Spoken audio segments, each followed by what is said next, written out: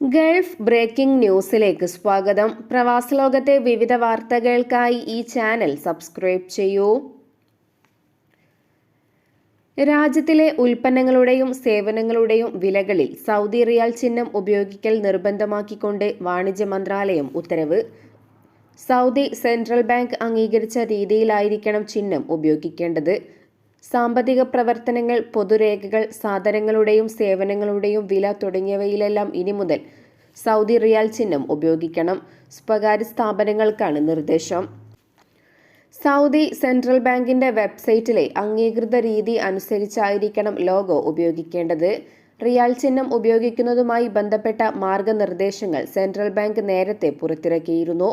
സാങ്കേതിക മാനദണ്ഡങ്ങൾ, സവിശേഷതകൾ, ഉപയോഗങ്ങൾ എന്നിവ ഉൾപ്പെടുത്തിയായിരുന്നു മാർഗനിർദ്ദേശ പട്ടിക പുറത്തുവിട്ടത്. ചിഹ്നവുമായി ബന്ധപ്പെട്ട് 8 മാനദണ്ഡങ്ങളും വ്യവസ്ഥകളും പാലിക്കാൻ സെൻട്രൽ ബാങ്കിന്റെ കർശന നിർദ്ദേശമുണ്ട്. ഏതു ഭാഷയിലാണെങ്കിലും റിയാൽ ചിഹ്നം സംഖ്യയുടെ ഇടതുവശത്ത് ഉപയോഗിക്കണം. സംഖ്യയ്ക്കും റിയാൽ ചിഹ്നത്തിനും ഇടയിൽ അകലം വേണം തുടങ്ങിയ മാർഗനിർദ്ദേശങ്ങൾ പിന്തുടരണമെന്നും മന്ത്രാലയം മുന്നറിയിപ്പിൽ പറയുന്നു. താമസം, തൊഴിൽ, അതിർത്തി സുരക്ഷാ നിയമങ്ങൾ പാലിക്കുന്നുണ്ടെന്ന് ഉറപ്പുവരുത്താൻ ഫെബ്രുവരി 27-നും മാർച്ച് 5-നും ഇടയിൽ സൗദി ആഭ്യന്തര മന്ത്രാലയം രാജ്യവ്യാപകമായി പരിശോധന നടത്തി. അതിന്റെ ഫലമായി 20,749 നിയമലംഘനങ്ങളും കണ്ടെത്തി. താമസവുമായി ബന്ധപ്പെട്ട 13,871 നിയമലംഘനങ്ങളും അതിർത്തി സുരക്ഷയുമായി ബന്ധപ്പെട്ട 3,517-ഉം തൊഴിൽ ചട്ടങ്ങളുമായി ബന്ധപ്പെട്ട് 3,361 ലംഘനങ്ങളും റിപ്പോർട്ട് ചെയ്തു.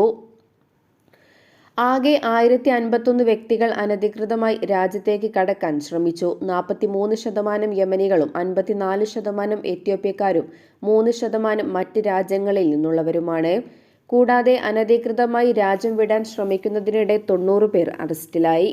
നിയമലംഘകരുടെ ഗതാഗതം, പാർപ്പിടം, ജോലി എന്നിവ എളുപ്പമാക്കിയതിന് 12 പേരെയും സുരക്ഷാ വിഭാഗം അറസ്റ്റ് ചെയ്തു.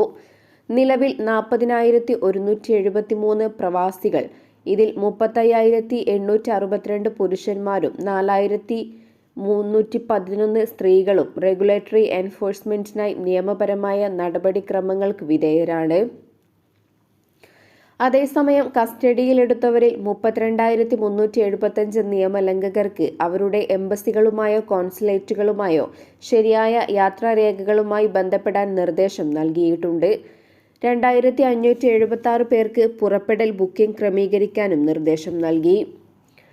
നിയമവിരുദ്ധമായ പ്രവേശനം, ഗതാഗതം അല്ലെങ്കിൽ നിയമലംഘകരുടെ അഭയം എന്നിവയെ സഹായിക്കുന്നവർക്ക് 15 വർഷം വരെ തടവും 1 ദശലക്ഷം റിയാൽ വരെ പിഴയും അത്തരം ആവശ്യങ്ങൾക്ക് ഉപയോഗിക്കുന്ന വാഹനങ്ങളോ വസ്തുവകകളോ കണ്ടുകെട്ടേണ്ടി വരുമെന്നും ആഭ്യന്തര മന്ത്രാലയം പൊതുജനങ്ങൾക്ക് മുന്നറിയിപ്പ് നൽകി. കുവൈറ്റിലെ പ്രാദേശിക ബാങ്കുകൾ തമ്മിലുള്ള ഓൺലൈൻ സാമ്പത്തിക ഇടപാടുകൾ വർദ്ധിച്ചു വരുന്ന കാരണത്താൽ ഈ ഇടപാടുകൾക്ക് ഫീസ് ചുമത്തുന്നത് പരിഗണനയിലാണെന്ന് റിപ്പോർട്ടുകൾ. ബാങ്കുകൾ ഏറ്റെടുക്കുന്ന തുടർച്ചയായ വികസനത്തിന്റെയും ഡിജിറ്റൽ പരിവർത്തന സംരംഭങ്ങളുടെയും ചെലവുകൾ വഹിക്കാൻ സഹായിക്കുന്ന വരുമാനം ഉണ്ടാക്കുക എന്നതാണ് ഈ നീക്കത്തിലൂടെ ലക്ഷ്യം വെക്കുന്നത്. വിവിധ ബാങ്കുകൾ തമ്മിലുള്ള ഓൺലൈൻ ട്രാൻസ്ഫറുകൾക്ക് ഫീസ് ഏർപ്പെടുത്താനും സൗജന്യ സേവനങ്ങൾ നൽകുന്ന നിലവിലെ രീതിക്ക് പകരമായി ഫീസ് ഏർപ്പെടുത്താനുമാണ് ഉദ്ദേശിക്കുന്നതെന്നും ബന്ധപ്പെട്ട വൃത്തങ്ങൾ സൂചിപ്പിച്ചു. നിലവിൽ ബ്രാഞ്ച് ഓഫീസുകൾ വഴി നടത്തുന്ന ട്രാൻസ്ഫറുകൾക്ക് ബാങ്കുകൾ 5 ദിനാർ ഈടാക്കുന്നുണ്ടെങ്കിലും പുതിയ പദ്ധതി പ്രകാരം ഓരോ ബാങ്കിനുള്ളിലെ ഇടപാടുകൾക്ക് ബ്രാഞ്ച് ട്രാൻസ്ഫർ ഫീസ് മാറ്റമില്ലാതെ തുടരും. എങ്കിലും വ്യത്യസ്ത ബാങ്കുകൾ തമ്മിലുള്ള ഓൺലൈൻ ട്രാൻസ്ഫറുകൾക്ക് ഓരോ ഇടപാടിനും 1 മുതൽ 2 ദിനാർ വരെ ഫീസ് ഈടാക്കും. ഓരോ ബാങ്കും അതിന്റെ ലക്ഷ്യങ്ങളെ അടിസ്ഥാനമാക്കി ഈ പരിധിക്കുള്ളിൽ വരുന്ന നിരക്ക് നിശ്ചയിക്കും. ഓൺലൈൻ സാമ്പത്തിക ഇടപാടുകളിലെ, പ്രത്യേകിച്ച് ട്രേഡ് പേയ്മെന്റുകളിലെ കുതിച്ചുചാട്ടം ബാങ്കുകൾക്ക് ഗണ്യമായ പ്രവർത്തന ബാധ്യത സൃഷ്ടിക്കുന്നുണ്ടെന്നും അധികൃതർ വാദിക്കുന്നു. ഈ ഇടപാടുകളുടെ ഉയർന്ന വ്യാപ്തി ഉണ്ടായിരുന്നിട്ടും നിലവിൽ ബാങ്കുകൾ അവയ്ക്കായി യാതൊരു ഫീസും ഈടാക്കുന്നില്ല. വാംഡ് പോലുള്ള പ്ലാറ്റ്ഫോമുകളിലൂടെയോ സമാനമായ സേവനങ്ങളിലൂടെയോ നടത്തുന്ന സാമ്പത്തിക ഇടപാടുകൾക്ക് ഫീസ് ചുമത്താൻ ചില ബാങ്കർമാർ പ്രത്യേകം നിർദ്ദേശിച്ചിട്ടുണ്ട്. അത്തരം പ്ലാറ്റ്ഫോമുകളിലൂടെയുള്ള 3,000 ദിനാറിന്റെ പ്രതിദിന കൈമാറ്റ പരിധി അവയുടെ സാമ്പത്തിക പ്രാധാന്യത്തെയും അടിവരയിടുന്നു. അൽ ഐനിലെ കൊലപാതക കേസിൽ വധശിക്ഷയ്ക്ക് വിധേയനായ കാസർകോട് ചീമേനി സ്വദേശി മുരളീധരൻ എന്ന യാസീനെ അബുദാബിയിൽ ഖബറടക്കി. തടവ് കാലത്തിനിടെ ഇസ്ലാം മതത്തിലേക്ക് മാറിയ മുരളീധരൻ യാസീൻ എന്ന പേര് സ്വീകരിക്കുകയായിരുന്നു. അതിനാൽ തന്നെ ഇസ്ലാം മതാചാരപ്രകാരമാണ് ഖബറടക്കം നടത്തിയത്. എംബസി ഉദ്യോഗസ്ഥരും സാമൂഹിക പ്രവർത്തകരും അന്ത്യകർമ്മങ്ങൾക്ക് സാക്ഷികളായി. കുടുംബാംഗങ്ങളാരും സംസ്കാര ചടങ്ങിന് എത്തിയിരുന്നില്ല. അതേസമയം അൽ ഐനിൽ മോഷണ ശ്രമത്തിനിടെ തിരൂർ സ്വദേശിയായ മൊയ്തീനെ കൊലപ്പെടുത്തിയ കേസിലാണ് പ്രതിക്ക് വധശിക്ഷ ലഭിച്ചത്. ദുബൈയിൽ 2024-25 അധ്യയന വർഷത്തേക്കുള്ള 2ാം സെമസ്റ്റർ പരീക്ഷകൾ നാളെ ആരംഭിക്കാനിരിക്കെ അച്ചടക്കമുള്ളതും നീതിയുക്തവുമായ പരീക്ഷാ അന്തരീക്ഷം ഉറപ്പാക്കാൻ പൊതു സ്വകാര്യ സ്കൂളുകൾക്ക് കർശന മാർഗനിർദ്ദേശങ്ങളുമായി വിദ്യാഭ്യാസ മന്ത്രാലയം. മാർച്ച് 19 വരെ നടക്കുന്ന പരീക്ഷകളിൽ കോപ്പിയടിയും കൃത്രിമവും തടയുന്നതിനുള്ള ശക്തമായ നടപടികളാണ് അധികൃതർ മുന്നോട്ട് വച്ചിരിക്കുന്നത്. പരീക്ഷാ ഹാളുകളിൽ ക്രമസമാധാനം നിലനിർത്തുന്നതിനും പരീക്ഷാ പ്രക്രിയയെ തടസ്സപ്പെടുത്തുന്ന മോശം പെരുമാറ്റങ്ങൾ തടയുന്നതും ഇത് ലക്ഷ്യമിടുന്നു. കോപ്പി അടിക്കുന്നതിനോ മറ്റ് കൃത്രിമങ്ങൾ നടത്തുന്നതിനോ ഉള്ള ശ്രമങ്ങൾ തടയുന്നതിന് മൊബൈൽ ഫോണുകൾ, സ്മാർട്ട് ഉപകരണങ്ങൾ, ഡിജിറ്റൽ വാച്ചുകൾ എന്നിവ പരീക്ഷാ ഹാളിലേക്ക് കൊണ്ടുവരുന്നത് നിരോധിച്ചിട്ടുണ്ട്. കൂടാതെ വിദ്യാർത്ഥികൾക്ക് ഉത്തരങ്ങളോ സിഗ്നലുകളോ കൈമാറാൻ പാടില്ല. പരീക്ഷാ ഹാളിൽ മറ്റുള്ളവരെ സഹായിക്കുന്നതിനുള്ള ഏതൊരു ശ്രമവും കർശനമായി നിരോധിച്ചിട്ടുണ്ട്.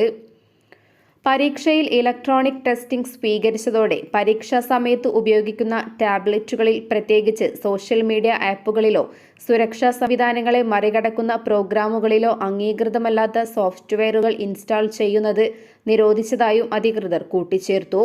ഇക്കാര്യം ഉറപ്പുവരുത്തുന്നതിനായി പരീക്ഷാ കാലയളവിലുടനീളം ഡിജിറ്റൽ ഉപകരണങ്ങൾ നിരീക്ഷിക്കും. റമസാൻ മാസത്ത് രാജ്യത്ത് ഭക്ഷ്യസുരക്ഷ ഉറപ്പാക്കുന്നതിന് ശക്തമായ നടപടികളുമായി ഖത്തർ പൊതുജനാരോഗ്യ മന്ത്രാലയം രംഗത്ത്. റമസാനിൽ ചില പ്രത്യേക ഭക്ഷ്യവിഭവങ്ങളുടെ ആവശ്യം വർദ്ധിച്ചു വരുന്ന സാഹചര്യത്തിലാണിത്.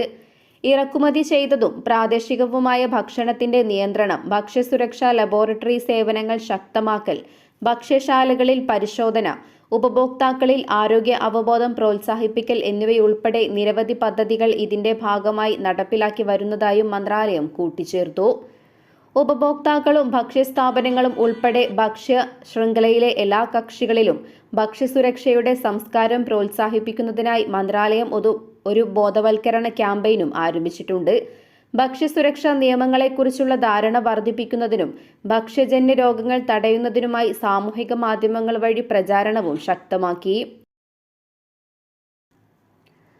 സലാലയിലേക്ക് സർവീസ് ആരംഭിക്കാൻ സൗദിയുടെ ബജറ്റ് വിമാനമായ ഫ്ലൈ ഡീൽ.